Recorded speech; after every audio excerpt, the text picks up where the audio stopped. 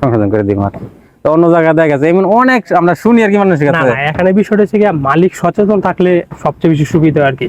কারণ অনেক সময় কি হয়, কিছু মালিক আছে অতিরিক্ত রড থাকে একটু লাগা দেয়, বা বলে যে আমার এই রডটা সেভ করো, এরকম হয় অনেক সাইডে গেলে।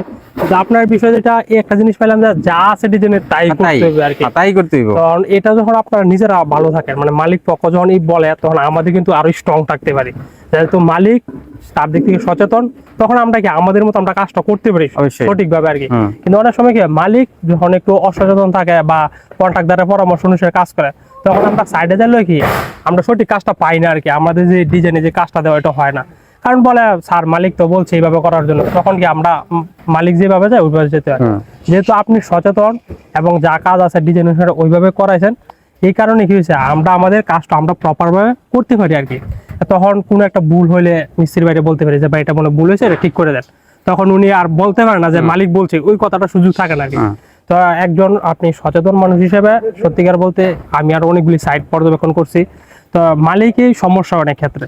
তো আপনি এদিকে অনেকটাই আমার পজিটিভ দিকে ছিলেন, এই কারণে আপনার কাজগুলি সম্পূর্ণ আসলে ভালো হয়েছে। এই যে পুরো বিমটা যা দেখলাম, কন্ট্রাক্টর বাইরে ভালোভাবে সুন্দরভাবে কাজ করার জন্য পরামর্শ দিচ্ছেন, দেখার কারণে এখানে আসলে একটা ইঞ্জিনিয়ার কন্ট্রাক্টর সবচেয়ে ইম্পর্টেন্ট একটা মালিক।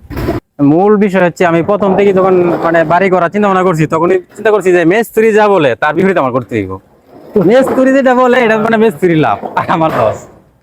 আপনি সচেতন ছিলেন দেখে, কারণ এটা যে আমি যখন মসজিদে কাজটা করছি তখনই আমার একটু ধারণা হয়েছে আর কি। কারণ মেস্ত্রি আমাদের যে মসজিদের ইঞ্জিনিয়ারটা ছিল ওইটা আমাদের ফুফাতো ভাই ছিল আর কি। যার কারণে ওইখান থেকে আমার একটা ধারণা হয়েছে যে মেস্ত্রি যা বলে তা করা যেত না।